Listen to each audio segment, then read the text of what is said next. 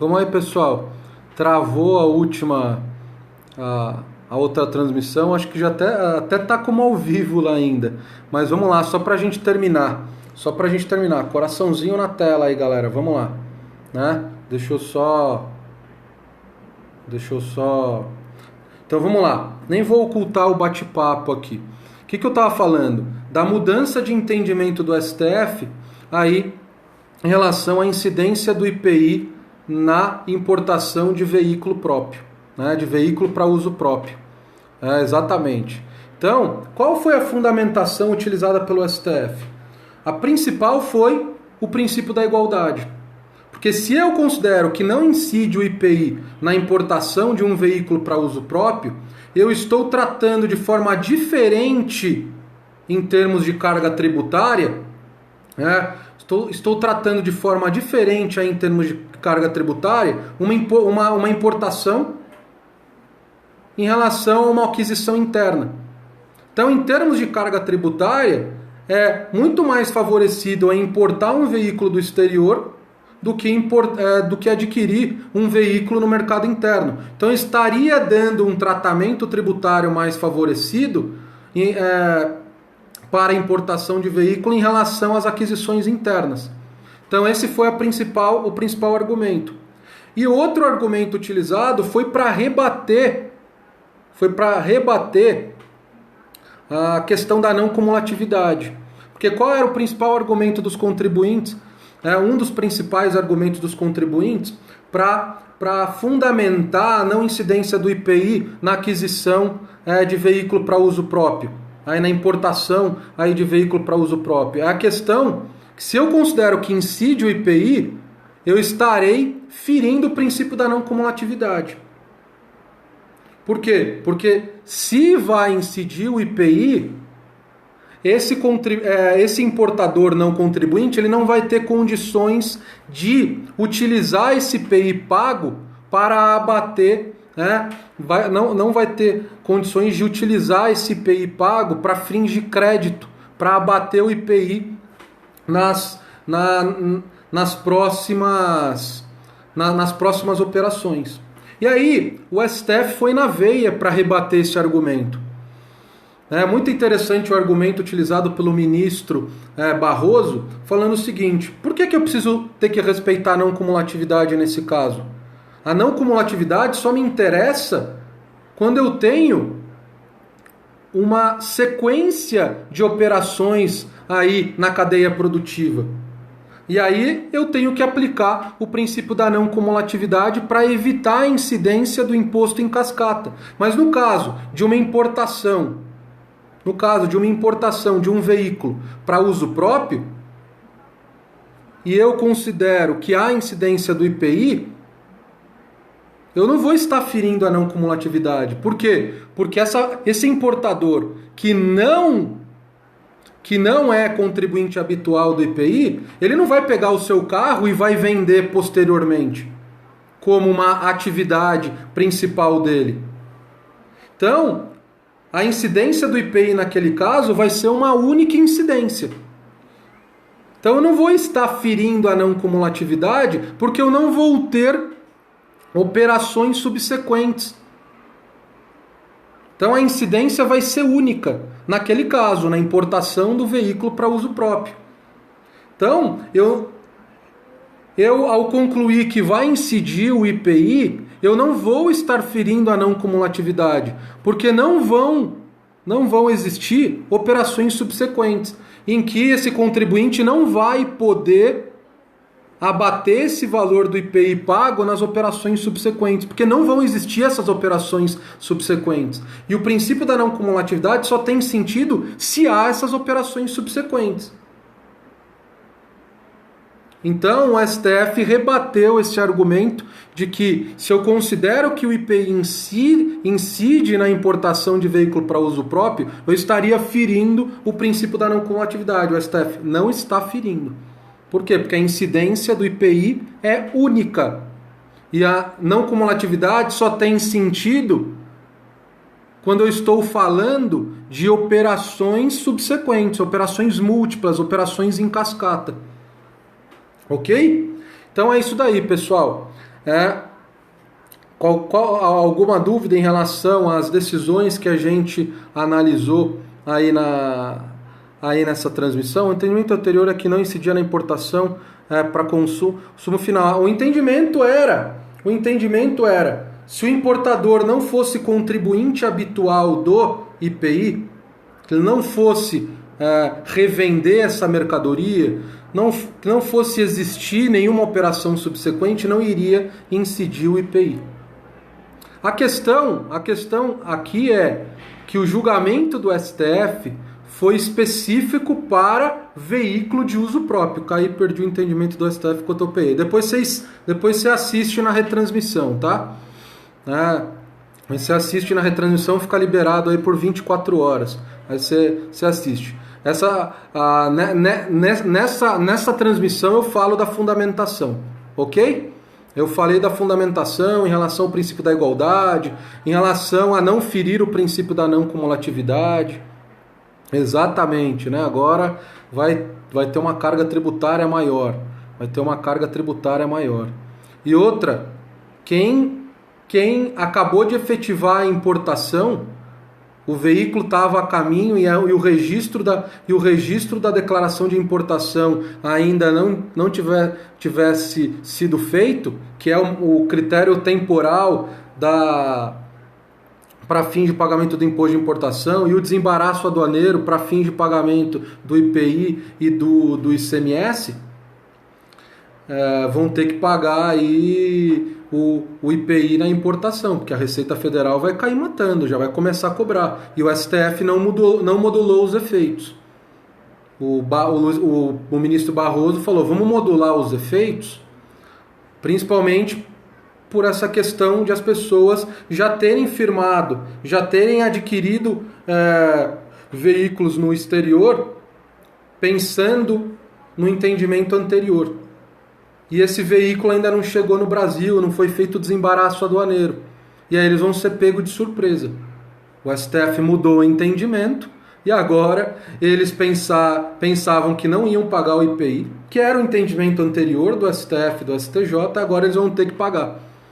Então, nesse caso o STF, a meu ver, tinha que modular os efeitos aí para daqui 1 mês, 2 meses, para dar tempo de todas essas importações que foram firmadas antes desse julgamento, pudessem ter sido já efetivado o seu desembaraço aduaneiro, e essas pessoas que firmaram essas aquisições, realizaram essas aquisições de veículo no exterior pensando em uma determinada carga tributária, agora elas foram pego de surpresa com essa reviravolta no entendimento do STF.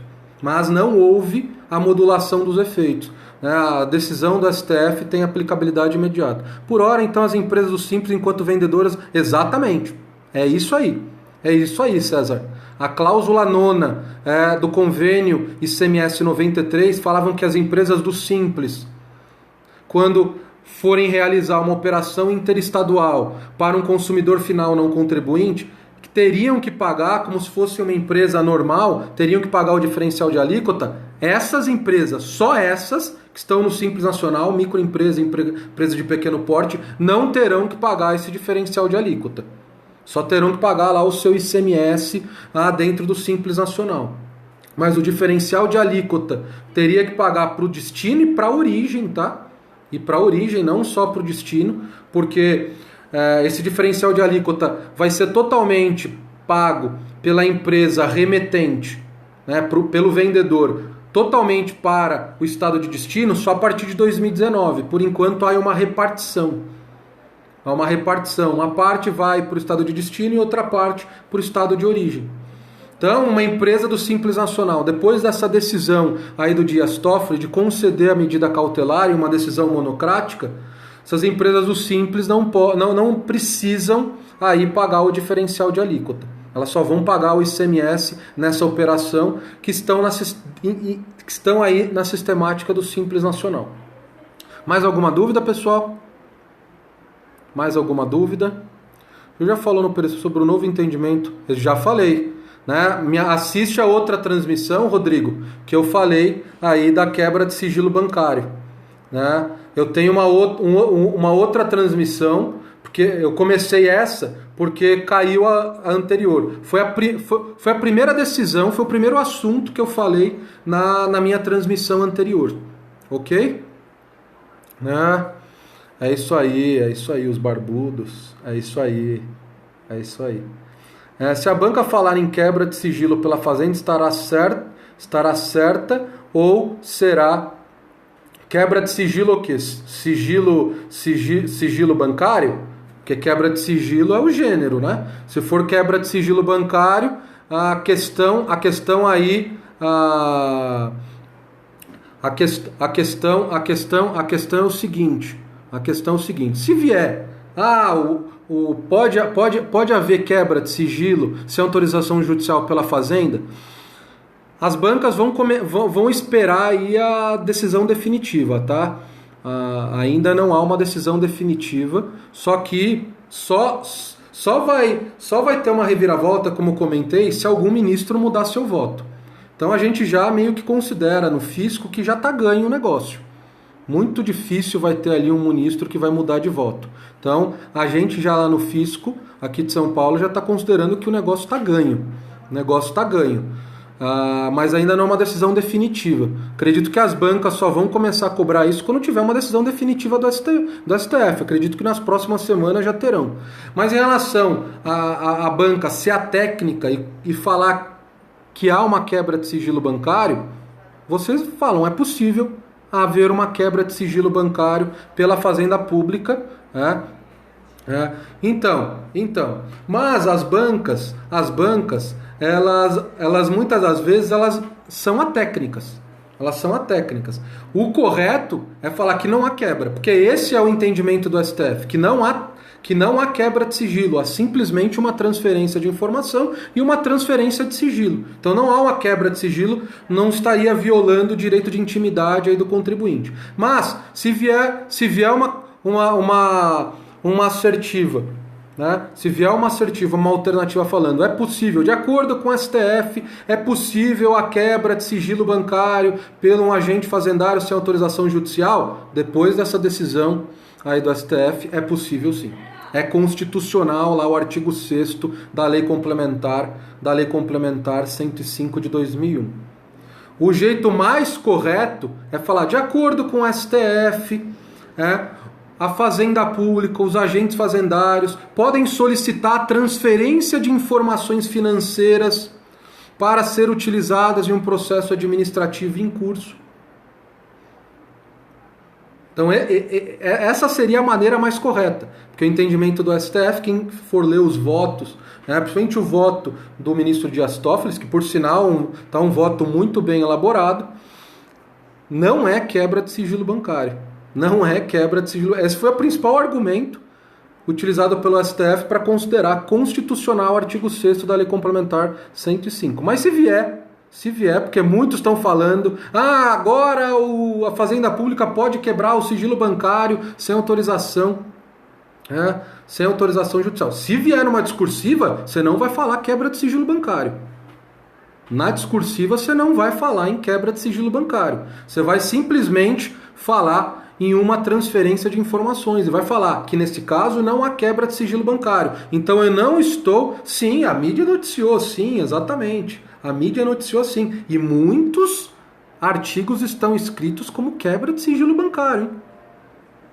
Né? Porque tem muitos que leem a notícia da mídia e vão lá escrever artigos técnicos, sem ler os julgados, sem ler os votos dos ministros. E lá é muito bem claro que não há quebra de sigilo bancário. Não há quebra de sigilo bancário. Há simplesmente uma transferência de sigilo. Há uma transferência aí, de informação. O sigilo é mantido. Ok? Em uma prova discursiva vocês vão tratar de maneira técnica. Vão mostrar aí que vocês conhecem verdadeiramente os argumentos aí do STF para considerar constitucional esse dispositivo da Lei Complementar 105. Mais alguma dúvida aí, pessoal? Timo Periscope, valeu, obrigado, é isso aí. Antes desse julgamento, já permitia a quebra? Não. não permitia a quebra, né? O STF, eu até falei, né? Eu até falei que historicamente o STF permitia a quebra, foi um entendimento proferido em uma medida cautelar. E aí em um recurso extraordinário 389.808, o STF considerou inconstitucional o artigo 6º da lei complementar. Mas foi um recurso extraordinário sem repercussão geral, e isso foi um controle difuso, não foi feito nem um RE com repercussão geral, e muito menos foi feito em um controle concentrado, como está sendo feito agora nas ações diretas de inconstitucionalidade. Então, o entendimento mais atual antes desse era que não era permitido o fisco em quebrar o sigilo bancário sem autorização judicial. E os tribunais, tanto o TJ quanto os TRFs, estavam aplicando esse entendimento do STF firmado no recurso extraordinário 389.808. Só que depois do julgamento do RE 601.314 e dessas ações diretas de inconstitucionalidade, não vai ter menor dúvida. O entendimento do STF é que é possível aí haver essa transferência de informações financeiras para o fisco sem autorização judicial. Ok? Então é isso daí, pessoal. Valeu aí pelo reconhecimento. Então vamos terminar agora. Quem tá aí, né? Quem tá aí estudando para o ISS Cuiabá, né, César? Você, grande aluno lá do setor EAD, quem está estudando aí para o ISS Cuiabá, eu vou fazer uma transmissão às 8 horas, tratando, não foi concluído ainda, Adriano, mas está praticamente certo o resultado, porque são 6 votos favoráveis e 1 contra, então os outros não vão conseguir reverter o resultado. A única chance é se algum ministro que votou favorável mude de voto. Então ainda não foi concluído, mas a vitória já está praticamente certa, ok? Então, pessoal, quem está aí, quem é meu aluno, quem está aí na estrada estudando para o ISS Cuiabá, a prova de auditor fiscal, aí que vai ocorrer no domingo de Páscoa, 27 de março, aí próximo, eu vou fazer uma transmissão aqui no Periscope, às 8 horas, tratando sobre base de cálculo do ISS na construção civil. Vou dar aí uma ideia geral, como que funciona, e também vamos analisar como que isso é tratado na legislação de Cuiabá. Então espero todos aí nessa aula, nessa transmissão. Mas eu não estou prestando esse concurso. Eu vou, no início da transmissão, eu vou tratar de forma geral esse assunto, e aí quando eu for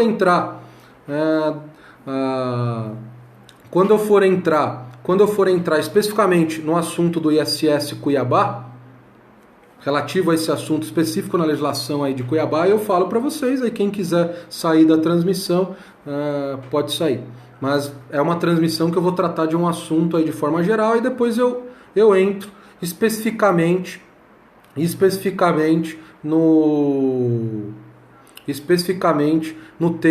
nesse tema na legislação de Cuiabá, ok? Então, a Manuela tratou aí dos meus cursos. Eu dou aula em dois sites, no site Silvio Sandi e no site Setor EAD.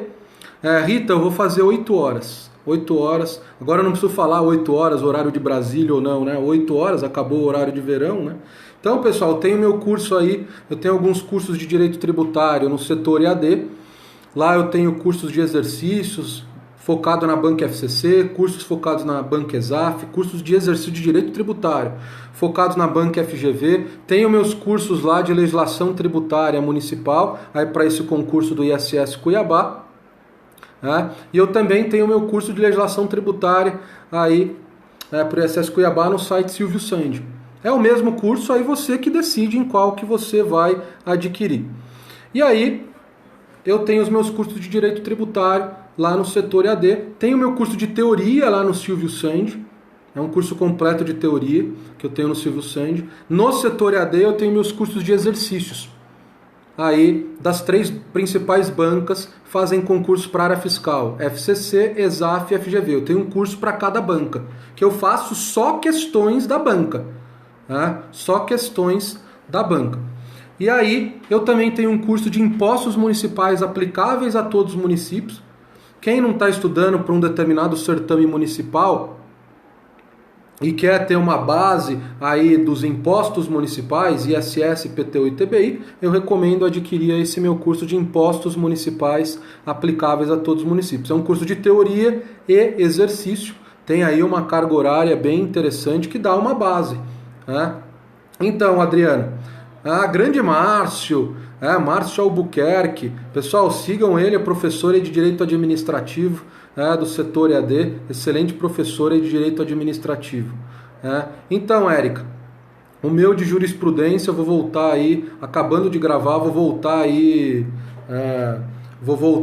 a gravar o de jurisprudência. Eu tenho um curso que eu já iniciei as gravações, um curso só de jurisprudência do STF e STJ em matéria tributária. Eu tenho lá as primeiras aulas e tô aí já com material preparado para voltar às gravações desse curso. É um curso aí que eu estou tratando com todo carinho e vai abarcar toda essas últimas decisões do STF. Então é isso daí, pessoal.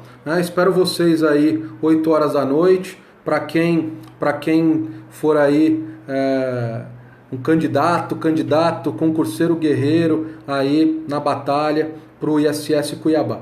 Então aí às 8 horas da noite a gente vai tratar de um assunto específico aí dos impostos municipais, um assunto específico, a dedução da base de cálculo do ISS aí na construção civil e como que isso é tratado na legislação de Cuiabá.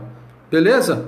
Então, vamos lá, sigam aí o Márcio, é só clicar na mensagem do Márcio aí, seguir ele, professor aí antenadíssimo, colega lá no Fisco de São Paulo, a gente trabalha junto na mesma divisão, eu sento do lado dele, então eu sei o quanto ele é capacitado, um cara bem obstinado, gosta de estudar, gosta de acompanhar a legislação, aí, os informativos do STF, do STJ em matéria de direito administrativo. Então vale a pena acompanhar, ir lá dar uma olhada no site, no setor EAD. Ele corrigiu a prova de Niterói, a prova de direito administrativo. Então eu aconselho aí seguir o professor Márcio Albuquerque aí do setor EAD. Ok? Então é isso daí, pessoal. Agradeço a presença de todos. Acredito que tenha sido útil aí para vocês essas informações. Vocês sempre têm que se manter atualizado, principalmente em jurisprudência e matéria tributária. Então é isso daí, Márcio. Abraço a todos. Grande César, sempre presente aí nas transmissões. Então até as 8 horas a gente vai fazer aí uma transmissão. Estou aí tentando tirar o atraso, fiquei alguns dias aí sem fazer transmissões para vocês. Então vamos lá, abraço, valeu, Érica. Então vamos lá, até 8 horas da noite a gente volta aí no Periscope fazendo mais uma transmissão. Tchau, tchau.